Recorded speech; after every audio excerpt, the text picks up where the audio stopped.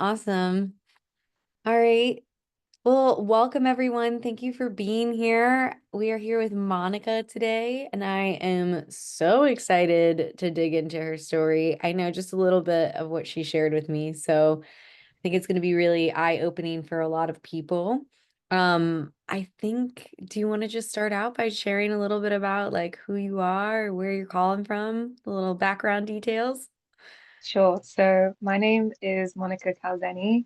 I'm 28 and I'm from London in the UK. My family are from the Democratic Republic of Congo and then they immigrated here. So I'm a first gen baby. I studied maths at university and went into investment banking. And then I kind of like blew the grenade on that and decided to go into the world of copywriting. And I've been doing this for 2 years. So I'm really excited to have this conversation with Sarah and answer like any and all questions. Oh my gosh, what a journey. That is incredible. So, I mean, I would love to hear your story just from start to end, and maybe I'll just ask you questions along the way, but I'm so curious about the like investment banking. Like, where were you before you discovered copywriting and like what was going on and what did that look like? And then what kind of brought you to copywriting? Sure. So as I said, my family are Congolese and when they moved here, it was primarily for us to have like better education and job opportunities. So it was either like doctor or lawyer, kind of something that they really knew. But when I was at school, I remember being pulled aside and the teacher was like, "Hey, we have this investment banking workshop," and I had no idea what that was. I'd watched The Apprentice on TV, so I knew about kind of business in Canary Wharf, which is a big financial district here in London, but I didn't know about investment banking in particular. So I go to this workshop after school, and there's this guy in a flashy suit and a nice watch, and he's like, "Yeah, when I go food shopping, I never have to worry about the bill." And I'm just like, "Yeah, I want that. Whatever he's doing, I want that." So I dedicated like since the age of 15 all my summers, Christmas holidays, Easter holidays to investment banking, networking with people, doing internships, going on volunteering programs, just trying to become like an all-rounder candidate. And then I joined a Canadian bank based here in London, and I worked on a sales and trading team for 4 years. And then I found that despite all of me trying to, be this dutiful daughter, do my maths degree, have a like really good job, it was very much like I'm the girl that was at the library every morning on a Monday at school reading books. I have like a bookcase full of manga and fantasy, and I just love writing. When I was at university, I used to write like 300 word bios for people. I used to write blogs. I used to sell them for I think $10 for like 1,000 words, and I just did it for fun. And I always wanted to write. Even when I was at my investment banking job, I was part of an employee network, and I was the marketing person in that team. I even did training for the bank's internal marketing team on like how to use Canva. And I used to do stuff like website copy and blogs and emails, and I used to run it all for them.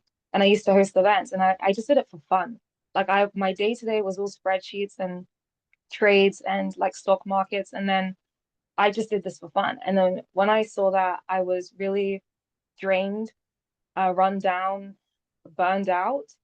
And I just had some serious conversations with myself, like, is this the way I want my life to go? Like, why am I doing this? And when I realized it was because of that people pleaser, that wanting to be, the good daughter. And what do I love to do? Write. If I could do anything in the world for free, it'd be writing. So I remember one afternoon crying in the bathroom stall at work, and I'm just scrolling through my phone looking at like how do I write for free? I don't want to do these, $10 Upwork articles. I want something big. And that's where I saw, Sarah, your landing page for Eight Ways to Freedom.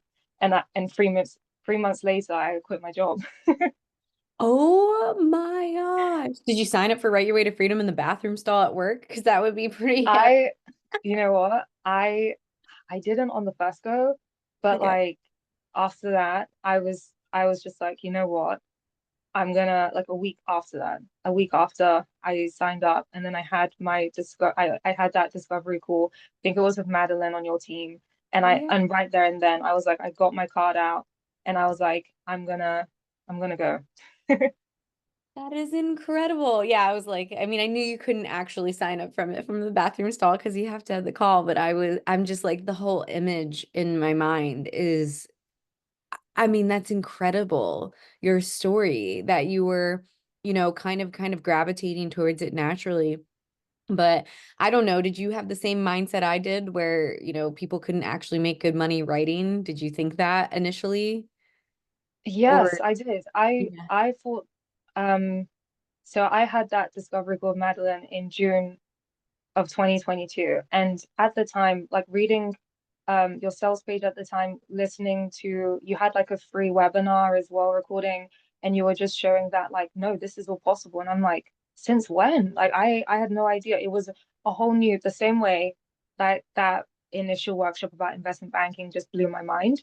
This was just like a second awakening as well as like, no, there is a route for you to do what you love. I thought that I would have to struggle, be like a self-published author on Amazon and get like drowned in all of like the Amazon algorithm, or go back to, maybe having 50 projects on Upwork a month to try and make the ends meet. And then the whole concept of quality copywriting, marketing skills, business acumen, understanding like pain points and solutions, and that the value is about the value that the copy generates. I was just like, well, this sounds right up my street. I was fulfilled at my job. Like I had just gotten a raise, I had just gotten a promotion, and I planned to leave that January. And I was just like, regardless, I remember I set up a new savings account and I said, at the end of the year, I'm going to leave. And I don't know what I'm going to do, but I can't last like another year in this job. So when I stumbled across Write Your Way to Freedom, I was just like, this is it. This is the universe telling me this is how we're going to do it. I was like, I'm going to leave and be a writer. But then when I saw Write Your Way to Freedom, I was like, oh wow, like this is just a pathway to do it. So it felt like I had a good safety net. Like this is a program that is going to help me, and there is a genuine way that I can, sustain like a beautiful life of financial and time freedom. Because that was something I didn't understand at 15. Like going into that job to get the financial freedom. And I had that. I had the stability, the perks of, being able to not check the bill when I was shopping and all this. But at what cost? No sleep, stress, wondering about the next presentation, the next client project, no autonomy, no, I'm having to send holiday requests to like 7 people in the team to approve. But it was that element of time and location freedom. So a lot of my family and friends when I left were like, why don't you just do something with fewer hours? I was just like, you don't understand. There's a desk involved. There's a building I have to tap into. There's fluorescent lighting. I can't be there. Like I have to be at home. I have to have my own schedule. I have to have my own rhythm. And that was also a key part of why I signed up for Write Your Way to Freedom. Oh my gosh. I mean, I talk about the fluorescent lighting all the time too, because that was huge for me as well. I just I resonate with everything you just said. It's like the not having to ask for permission. And now I've gone so long without having to ask for permission. I can't even imagine. Like it's something that until you experience it, you don't realize it's a freedom you don't have almost. Mm, And it's yeah, and that's hard to explain to other people, isn't it? yeah. Like when I left, um, no one understood why I was doing it. I remember like the day I handed in my resignation, it got so bad mentally that like I think I was running like half an hour late for work. And I just stood outside like a street away from my office building. And I just had like a minor panic attack. Like I couldn't breathe properly. I was just like, I just don't want to be in that building again. And I went to a coffee shop and I sat down there and I had like a hot chocolate. And I just remember texting my sister saying, like, why am I still here?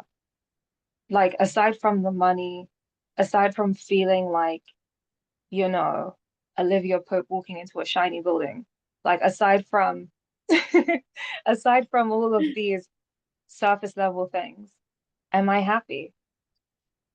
I'm Hmm. not happy. Hmm. And and when you don't when you're not in a position where you earn good money and everything looks good on the outside, people are just like, what's the point of being happy? You have all of these things. Like money can't buy happiness. And also coming from a background where my parents had to do jobs that they weren't like the best jobs. And it's sort of like, well, I went through all of this so that you could have something better, and you can't even do this, but you're in a nice environment. And it's just like, you don't understand. My soul feels like it's dying. Like I would tap my Oyster card through the London Underground, and there would be like a Waterstones bookshop, and I would just stare at these books, and I would just be like, this pang in my chest. I can't describe it. It's just like, when your intuition is just telling you it's time to leave. And I debated leaving my job for about 2 years. It wasn't an easy decision. And I made sure I took the steps to be comfortable. I set up a new savings account that was like, Monica's Right Way to Freedom Fund. That's what I used to pay for the course. That is what I used to like be stable. And I also had to make sacrifices like I would have preferred to move out, but I decided to, when I was working in investment banking, to stay home and save money. And when I became a freelancer, it was just like I didn't have to have that big move to go back home. But it was sort of like, well, now you can't help the family out financially like you used to, and things like this. So there was a lot of tension with, okay, so now what has it got you? And then there came the pressure of getting results. So when I joined the course, I had to take a break. I was burned out. I would have like, I wouldn't be able to sleep properly. I would feel guilty watching TV. I had to train myself to walk slower, to eat slower. I would literally be like checking the microwave behind me to see, oh, I've only got 10 minutes to eat. I used to be like stuck at a desk for 12, 14-hour days, eating at my desk, only half an hour to walk back, people messaging me on Bloomberg chats being like, are you back yet? It was absolutely crazy. I had to unplug from that and learn how to just be. It was a while. Yeah. Whoa. That is so like, first of all, that pang, that intuition pang, I know that one well. And it's so at least for me initially, it was like so hard to know to like fully trust it, right? Because it's often pulling you to a new scary place. And so you're like, what is that? Is that like a good thing to follow? Or, and then to have the pressures of your family, like I just, I'm so blown away that you followed that because I know so many people don't, and they go Mm, on for years and years and years, and so I would love to hear about like if you want to share some of the difficulties because I also my family also thought I was crazy when I was starting copywriting and like didn't take it seriously. Yeah, yeah. And They still definitely, don't. yeah, yeah, it takes some time. It took a few years actually. But if you want to talk about that, I know that it adds an extra layer of pressure when you feel like you have something to prove. Mm, When you're choosing a path that lays outside of the prescribed doctor, lawyer, investment banker path. yeah. It sounds like you know what that feels like. So, Yeah. So it was small comments. Like I would be coming out of the bathroom and it's like, oh, um you are staying home today. I wish I could do that. mhm. Or you'd be eating and then it's like, oh, so how are things going? Finding clients? Or how much are you charging? X amount. Like who's gonna buy that? And it was just very much like constant. It's still like it's constant, it's every day. I just have to I had to in the beginning just because you want to share this excitement that I'm finding my purpose, I'm doing this, and I'm learning. But like while you are learning, and there was a lot of humility I needed to have because I had to start from scratch again. I had to learn what copywriting was, persuasion principles, emotional techniques, hand copying, and all these things, you know. And it was a new niche, it was a new skill, a new industry that I had to get to grips with. So while I'm in my baby phases, it's like I'm getting attacked for like not knowing enough, not having the clients, not having the financial income. And it's like, oh, the Christmas presents are looking different this year. And just these things, it wears on you mentally. You feel like you're not good enough, you're not worthy enough. Maybe you should go back. And what really um I drove myself crazy, internalizing all of those thoughts and emotions. And that's why the first module in the course about the mindset is so crucial because it acts as like a safety net, like a lifeboat while you're in those beginning stages where even you don't believe in yourself. And I would find myself confiding in people like, oh, I'm nervous for this discovery call, or oh, I sent out this blog request for my portfolio, and it's like, are you getting paid for that? No. Oh, how long has it been since you left? Well, you might want to come back. And especially the industry I came from, it was kind of taboo to have a sabbatical or like be away and not achieve something. Like you have to, climb the Himalayas or go to Thailand for it. You need to do something to prove that your time off was worth time off. And if you didn't have results, and it's like when you try to go back in the industry, there was always an assumption that I was trying to go back. And it was only until 6 months went past that I could breathe. I remember I would go to salsa dance lessons and I would I'd have to pass my old tube station that I would get off for work. And I would feel this anxiety, like, am I going to meet someone on the escalators? I did once, but it was actually someone I'd gotten along with, so that was fine. I was like, am I going to meet someone on the escalator? Am I gonna like run into an old boss, or is someone gonna ask me what have I done? Or am I going to fail at this? Am I going to have to go back into that building? I remember my dad, he wore like I had like a corporate t-shirt that we wore for like a charity fundraiser.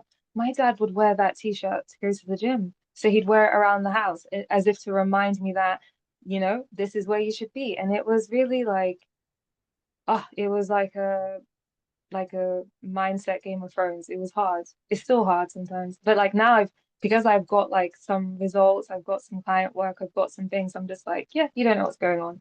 And one thing I regret doing is sharing like any difficulties I have. Like it's like when something goes well, you want to share it. When something goes bad, you're like, it's easy for someone to be like, oh, my colleague did this and he cut me off during a presentation or in a meeting. When you're like, oh, this invoice is a bit late, or they ghosted me after this proposal. Like those are then it reinforces there you shouldn't have quit your job. And then like my dad still talks about this one client I had. I haven't had this client for a year, and he still brings up that situation today. And I'm just like, I wish I'd never told him. Yeah. It's something that I remind people a lot is that you have to ask. I always like when I'm asking for advice from somebody or sharing a part of my journey as an entrepreneur with somebody, and then they give advice or comments or whatever, I always say, have they been where I'm trying to go? Have they been where I'm Mm, trying to go? Because if they haven't been where I'm trying to go, then everything they're saying is uninformed. And for me, that's helped. And it even helps with my husband. Like he often gives me advice and sometimes it like rattles me. And then I have to remind myself, he's not done. He's not been where I'm trying to go. He's giving advice to the best of his ability. And then also another layer of people who love and care about us is often their advice is like really fear-filled and fear-based because they're yeah. afraid for you. And so they're scared. And so they give this very fearful, like, oh, and then yeah, when they see something that reinforces kind of what they think it's going to look like, they latch onto it, because of our confirmation bias. And it's just like keeping all of that in mind is a big part of this like journey. So let's talk a little bit though about you landing clients and you have a lot of things that you want to share and I want to make sure to hear it. Like, you picking your niche, you want to talk a little bit about that, but where are you today and what does it look like and what are some of the things that you've learned? Sure. So today I am a owner of my own like business. So I have my business that does email retainers and one-off launch copy projects. So with email retainers, that will be like 4 newsletters per month and like a quarterly statistics report. And then for my one-off launch packages, those are primarily sales pages and then sales sequences. So that's like one side of my business. And I didn't even know what half of those things were like when I started. So I'm really excited. And then the other half is I'm subcontracting for a micro agency that specializes in quiz funnels. And these are incredible lead magnets that kind of bring a business's ecosystem together because you've got your landing page, quizzes, result pages, and also your post-quiz email sequences. So I can do like launch projects with my micro agency, and I can also take on my own launch projects and have that stability of email retainers. So kind of those are like my three major like sources of income today. That's amazing. And do you have a niche or you, because I think, Yeah. So I had was when it I launch first copy? started, Mm-hmm. yeah. So for the launch copy and the email retainers, my niches are course creators and coaches. And then for the micro agency, they have like 8 personas and they range from like medical firms. They also look at coaches and course creators, but they also look at agencies as well and a couple of other areas like lawyers and charities, nonprofits. So there it's kind of like very broad. I can dip into different niches and then I can like hone into what I really like to do in my own business. So it's kind of like the best of both worlds. I love that. Because it sounds like you really like to learn. Yeah, yeah. I found that when I first started, I was cold pitching businesses that had blog posts and I would just, send out an email saying, "Hey, can I write a blog for you?" And I'd attach a sample. I think I wrote about like knitting because I like knitting and stuff like that. Then once I got my portfolio up, I had so many services on my website copy, blogs and different assets and stuff. And I was cold pitching and I'd sent maybe like 20 or 30 emails and then I didn't get like many responses.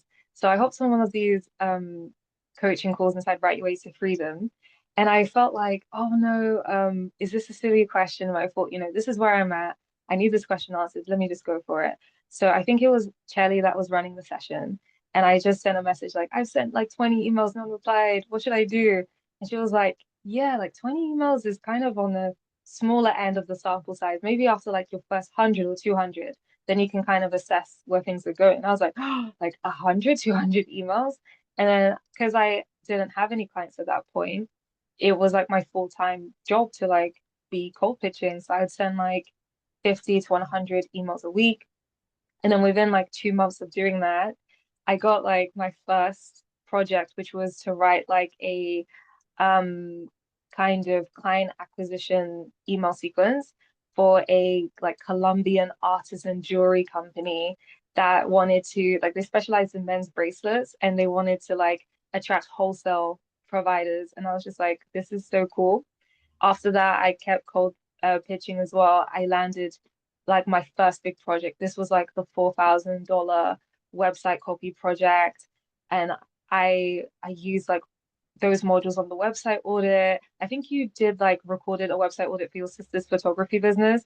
So I was like binging that, and I did like the exact thing for this. It was like a Haitian chocolate company. It was amazing. I did their website copy, their I started taking on their emails, social media, blog posts as well. So it ended up like it was a one-off $4,000 project that kind of went into being like $1,000 a month after that. And then I got a retainer for like a healthy furniture company. So they focused on like non-toxic furniture. They were based in Texas. So I had like clients from all over, from Colombia, from Haiti, Texas, and it was just like riveting. And I found like the one main theme through all of these clients were that they were all women-owned businesses. They all were like ethical and they all, like did something that made a bigger impact in the world. And I feel like that was what I was missing as well in my previous job. I felt like, I'm just typing these numbers and who cares? Whatever bank on the street is going to give you a derivative, they'll give it to you. But when I'm seeing like no, these are the names of the Colombian artisans that are creating this jewelry. These are the names of the farmers in Haiti that are picking, the cocoa pods. And, these are the people who their lives are being changed by not having formaldehyde and other toxic substances in their, dinner plates or wall paint. And it was just like, wow, like this blog is going to help someone, this email is going to help someone. And I really loved that. What I really loved about Right Way to Freedom as well was it was about ethical marketing. It wasn't about like that slick oil salesman, old time, some of the Mad stuff Men. I was hand copying. Exactly.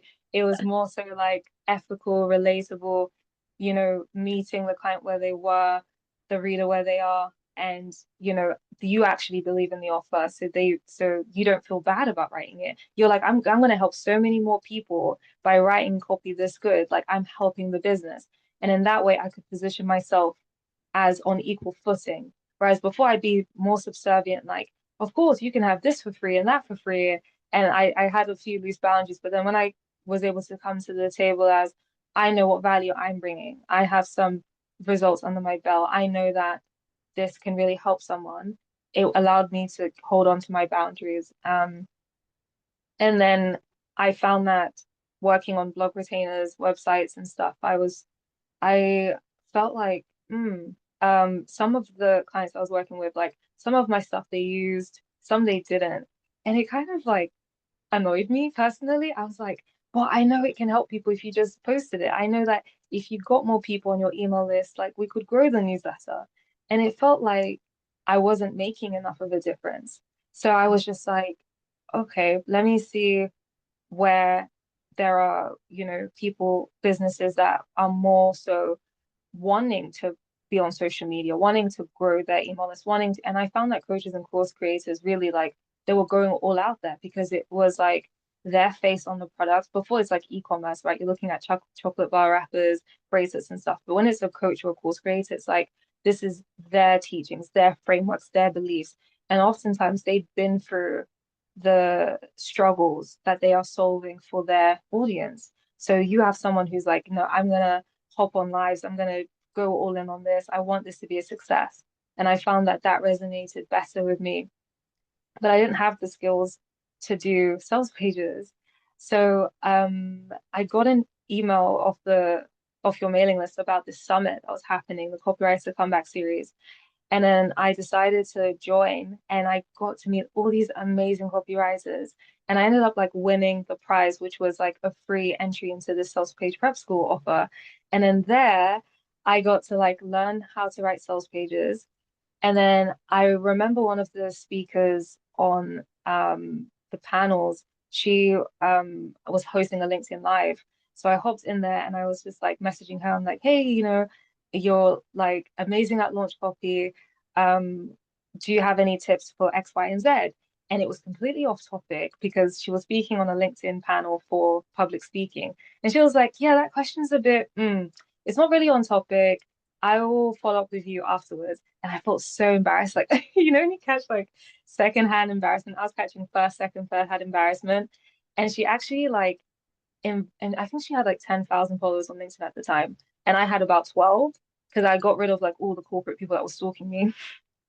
And then she added me as a connection. She answered my questions like 4 bullet point paragraphs. And then we stayed in contact for a few months. And she was like, how's the cold pitching for like course creators and sales pages and stuff going? And I was like, I've sent a couple hundred emails, no fishes yet. I haven't caught anything, but I'm still going. And then out of the blue, she was like, hey, like, I need a sales page. And it's the power of like putting yourself out there to say, this is what I do.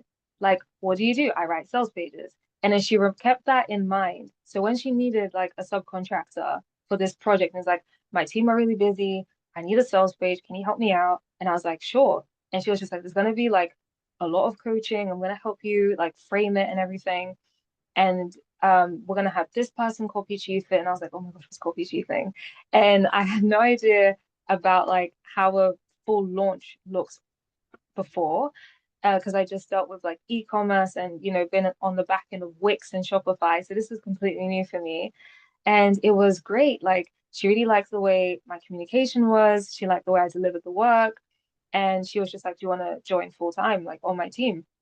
And I was like, what are you guys doing? She's like, quiz funnels. And I'm like, sure, why not? Like I'm learning how to do launches. This will be a great learning opportunity for me. I asked her up front, is it okay if I still keep my freelance projects going? She was just like, yeah, yeah, of course. So it just works out. And like now I'm able to have the best of both worlds. Oh my gosh, I love that.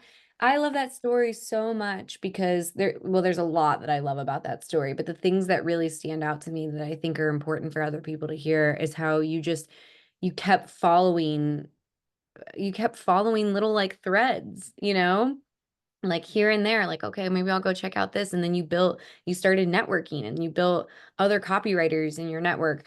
That is something that's very different, I think, about our community. But it is shifting, is the idea of like befriending other copywriters, like not seeing them as competition, but like allowing for collaboration and networking and how it just leads to the most amazing opportunities. And I just have to like comment on Danny, who has sales page prep school, because I absolutely adore her. And so I love that you ended up in her little world as well. Um, there's I'm just like so amazed at your journey. Where do you want to go next? Like what are some of your goals? And yeah, what's in the pipeline for you in the next? Sure. So I remember writing my first freebie. It's like 7 steps to boost your email writing with personality. I feel like I grew up watching so many like Disney Channel cartoons like The Replacements and fish hooks and stuff like that. And I really love personality copy. But what I've realized being in this agency, being in Right Your Way to Freedom and Sales Page Prep School is that like strategy is really key, especially like today, because with the saturation and AI, it's like you don't have to worry about copywriting. Like I've always been someone that takes the risk. Like when I went into investment banking, everyone was like, well, there's not going to be any sales teams left because there's going to be like electronic trading and no clients want to trade over the phone, so you're barely going to have a job. And it was all this fear mongering. So I was just like, I'm going in there anyway, and I was fine because I had specialized in a team that did like bespoke products that you can't do this. You can't just, go on an electronic platform and get this. You need to speak to me. I need to, sit down and work this out, map this out, and get you exactly what you want. So when I saw copywriting, I had so many people say, well, AI and all this and all that. And I'm just like, yeah, but I know that if I become like the best of like as best as I can be, and if I am staying ahead of the trends and if I'm constantly honing my skills, then it should be fine. Which is why finding a niche is not a problem. Like I've moved from, e-commerce, general blogs to, coaches and course creators and even finding out about like law firms and medical firms. Like your niche will change. Writing blogs, website copies to sales pages, all of that will change.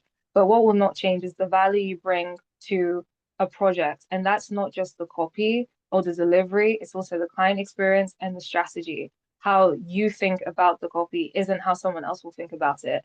And there are so many people that have been burned by copywriters who feel like they can just chuck something into ChatGPT. And when you come along and you have your organized Google Drive folders and you've got your tidy Loom videos, you have great communication, the copy is good, but even the way you're guiding the client along a project, they'll remember you, they will refer you to their friends and stuff like that, and you'll be fine. The more you network with other copywriters, if they, so many of us are women, if they go on maternity leave and they're like, hey, I have this retainer, do you mind taking it over? Like, it's a no-brainer. They know you, they're familiar with you, and that works. So for me, like, strategy and honing my skills is one of the things going forward for me. I remember like doing the hand copying. I think it was like a 30-day challenge. And even today, I'm still doing hand copying. I'm still like, yeah, I'm still doing like folder swipes. I'm still like going through things, taking full page screenshots and hand copying and understanding how does the offer flow through the page. How is looking at funnel strategies, taking screenshots of emails during a launch, how is this piecing together? What is the next step in the customer journey? All of these things are so important. You know, a second thing I'm looking at is going back to these emotional techniques, these challenges that we do, these 8 emotional techniques. Like I got some recent feedback from my micro agency that, Monica, like you have so many emotions in this piece of copy. You just need to carry one. And I'm like, well, the one I want is anger to envy. So I'm going back into that PDF and I'm looking at anger to envy. And even 2 years later, it's still relevant. So honing skills, honing strategy is so important. I would like to develop more digital products in my business. So I have my one freebie. That is one thing I would love to do. And I'd also love to travel more. I feel like the time and location freedom was something that I always wanted, but I felt like with I've had like a couple of start and stops because of like personal circumstances and things like that. But I've always managed to like keep going. But it has meant that there are times where I've decided not to take that holiday or not to do this. So I feel like now that I have like my free income streams, hopefully a fourth one of my digital products, that I take some more time out to enjoy things. I'm planning to go to Portugal with my siblings this year, and Tokyo is a big one on the list as well. Like I want to save up this year to go like on my big solo trip to Tokyo in 2026. That's like those are my main goals. Yeah. Oh my gosh. The entire time you were talking, I was like fighting the urge to like not like cheer or something because everything you just said so much truth. And it was, I mean, there's so much that you packed into everything that you just said that is so important for every copywriter today to hear because, you know, at the end of Write Your Way to Freedom, like you, if you do it all, like you will be much more than just a copywriter. And that's the thing that people who are like, oh, well, copywriting is going to be replaced by AI. I'm like, when you say, I mean, if you are just writing copy, perhaps, but when you say that to me, it tells me that that person doesn't really know all that goes into it, right? You are not only a subject matter expert on the marketing and the copy, but you are a subject matter expert on whatever it is you're copywriting for, whatever that like niche or project or client is. And so you are twofold a subject matter expert, which is always going to be needed. And then just how important it is to make the customer or your client experience like a really positive experience. I mean, you truly like, I don't think the best copywriter will always win in that situation. It will be oftentimes the person who is more pleasant to work with, helps the client stay organized, helps move their projects along, you know? And there was just, I don't know, I just really want to emphasize everything you said. And I'm so excited for your trip to Portugal. I hope you get to really enjoy it and not feel like you need to make it look productive or like worth worth the time Yeah. off. I know that that is a process. I experience, some of that as well. And I'm so excited for when you get to go to Tokyo. I would love to ask though, if you don't mind, whatever you're comfortable sharing, like how does your copywriting income look compared to, maybe investment banking and how much like time versus also how much time commitment comparable, if you could share some of that. Sure. So my salary when I was in investment banking, when I left, was roughly around I'll just use dollars for simplicity. It was roughly around $5,000 a month. So when I first started copywriting, I was relying on my savings that was specific to like, this is my Write Your Way to Freedom fund. This is for me to get on my feet.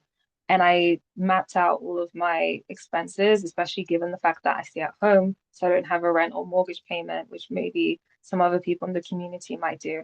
So my first project, that was like a big month for me, $5,000. And then after that, my income was around like $2,000 a month when I was doing my email retainers. Sorry, not my email retainers. It was emails, blogs, and website copy and stuff like that. And then when I was moving towards launches and stuff, I took a break from my other client work so I could focus on this. So I wasn't earning for those months, but I went back into my savings. And then now I have my email retainers that two clients, which will give me $4,000 a month. And then from my agency, per quiz funnel project is like $1,000 per month. So I'm back at like my $5,000 per month consistency. But what I would love to do is like have did more digital products or take on like more email retainers now that I feel more comfortable and then get to like my dream like 15K per month goal. That's amazing. I have no doubt that you'll do it. So you've replaced your income essentially, and what about the time? Because Yes. that's the big So time-wise, it was like 5 days per week and it was from 7 a.m. to 7 p.m.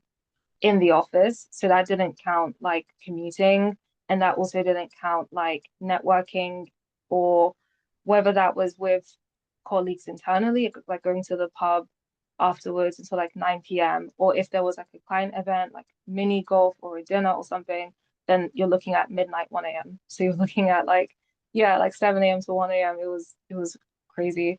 And there would be those events maybe like once or twice a week. So now it's like no alarm. Thank God, like no alarm. There best was no feeling alarm today. ever. Yeah, there was no alarm. I can like wake up naturally. I like to go for a morning walk and stuff like that. And then I like to bucket my days. So like a few days a week working for my agency and a few days a week working on my own stuff. So I like to like finish. I like to I have a whole morning routine with like affirmations and mindset stuff and going to daily mass every day because my faith is really important to me. Having a walk in the park, smelling the flowers, looking at other people's dogs because I can't afford one right now, but that's also on the bucket list. And I will do like my hand copying techniques because what I found is like I'm someone who like even now I might get scared if I open Google Docs and get blank page syndrome, but if I do something like easy, safe that I know I can comfortably move into my copy work. I do a couple of hours of that, and then I might start like in-depth work at like 12 p.m., 1 p.m., and then work until like 5. So really and truly, it's like a few hours of upskilling every day, and then like maybe 5 hours of like intense, in-depth copy. And then other things like watching movies or like I went to see um what did I see? Wicked. I saw Wicked on Sunday. Like all these things, they will also help you become a good copywriter. But like I make sure I schedule time for like fun during the week, like museum trips or art galleries and things like that. Like it's more fulfilling. Like I would say if before was like a 60-hour plus week, now it's more like 25. Like I've halved the amount of time I'm like chained to my desk. So that's really good. Oh my gosh, Monica. That's like a complete like change in lifestyle to go from 12-hour days basically to like 5-hour days of client work was that's my favorite thing about being an entrepreneur is you have to prioritize working on yourself because that's what makes everything else better. Your client work, your life. And so it's not like put on the back burner or not done at all because you don't have time. Thank you so much for hopping on today and sharing your story with us. I always love to ask to wrap things up. If you could go back in time and talk to Monica, who was, you know, before you officially made the decision to join Write Your Way to Freedom and just have a quick chat with her, what would you say? Oh wow. I would just tell her to just, you know, I would tell her to focus on imperfect execution. Just do it. Like I wasted so much time changing my Squarespace design colors, waiting to send that email to that blog person, waiting to send those cold pitch emails out, being scared to like send a proposal back, not wanting to have contracts in case I seemed like, oh, like who are you to have a contract? You need one. Um, being worried to like even when I was in that virtual summit, like being worried to post in the Facebook group because there's people here. And I would just say just go for it. Like even if like I'm like type A personality. I love Notion.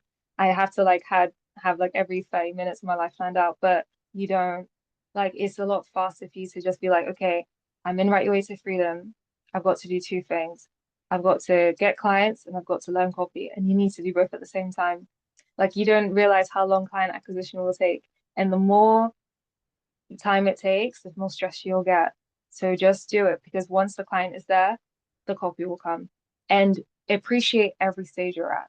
Like the Monica in the beginning, that was like writing like personality pack copy all over the place, no strategy, but like we're still getting blog results and email results and website results. And the Monica now, who's like doing, brand voice studying, um, strategy, the one idea through a launch campaign, a funnel, like that is not the same person. And it's unkind for you to expect yourself to do something you don't know. Just keep going. The more clients you get, the more projects you go through, the more you'll learn, the better you'll get. It will come so fast.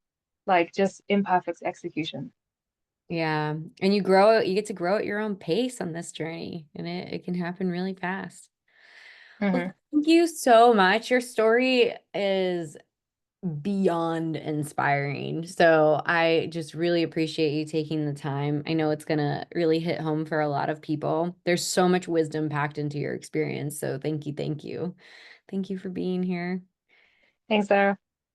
All right. Well, I will see you and everybody else inside the community. And thank you again, and have a lovely rest of your day. You Bye. too. Bye.